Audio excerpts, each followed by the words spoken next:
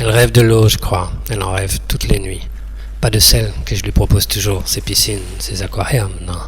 C'est de l'océan qu'elle rêve. Des océans. Difficile à comprendre pour moi tout ça. L'eau, je ne sais que la regarder d'en haut. Je navigue. Elle n'oublie rien sans doute. Son avenir, elle ne le devine que trop. Elle préfère voyager dans sa mémoire qui nourrit ses rêves d'eau.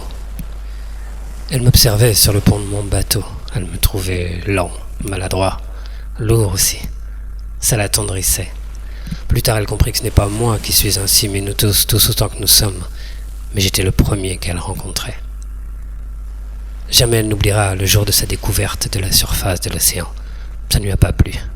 À cause du ciel, qu'elle n'imagine pas si lointain, et surtout si inaccessible. Chez elle, l'infini vertical n'existe pas. La surface, c'était une frontière, comme le fond, l'autre limite. Mais ce ciel, sa tête tournait vraiment. Elle a replongé, très bas. Plus tard, elle y pensait sans cesse à ce ciel, une obsession qui amusait beaucoup les autres. Elle est remontée. Cette fois, la nuit était tombée, une splendeur de nuit. Elle ne connaissait pas les étoiles. Et elle m'a aperçu. Elle voit très bien dans le noir.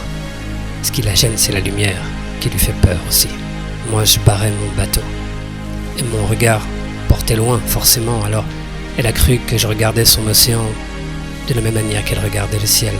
Elle m'a pris pour un héros, comme ceux qui peuplent les légendes dont on l'avait bercé.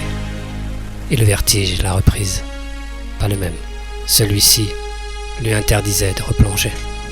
Je l'ai enfin distinguée malgré l'obscurité, c'est normal. Elle nageait si près de moi. Longtemps j'ai cru l'avoir péché, elle m'a laissé le croire.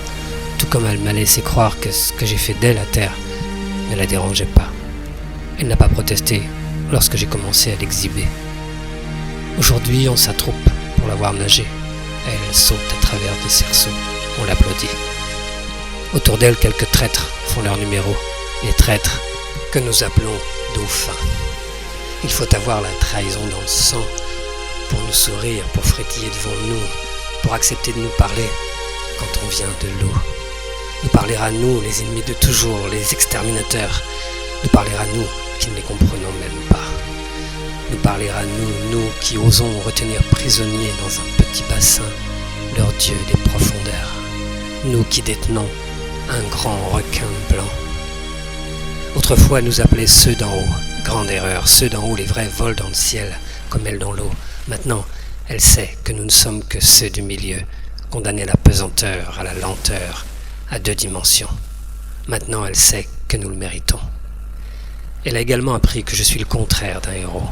C'est vrai, jamais je ne lui ai proposé de la rendre à l'océan. Pourtant, je l'ai vu pleurer souvent. Je lui disais que c'était sans doute encore une manière de goûter à l'eau salée. Elle ne croit pas que je la regretterai vraiment. Lorsqu'elle a décidé de rejoindre ses rêves, sans plus jamais se réveiller, c'est la fin du monde, elle a d'abord songé à entrer dans le bassin du Dieu des profondeurs. La mort offerte par le requin est une mort sacrée chez elle. Mais elle ne sait pas se déplacer ici. Jamais je n'ai eu vraiment besoin de l'attacher. Elle a déjà eu tant de mal ce soir à ramper jusqu'à mon lit pendant mon sommeil.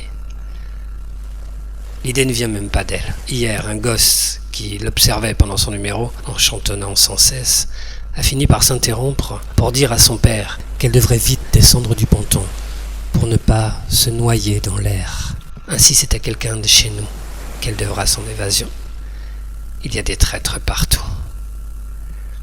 Il avait raison, le petit garçon, elle ne tiendra plus longtemps. Elle voudra partir en me serrant dans ses bras. Qui sait, elle m'emmènera peut-être.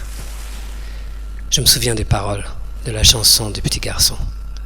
Elle disait « Et là nous dormirions, et là nous dormirions, jusqu'à la fin du monde, jusqu'à la fin du monde. »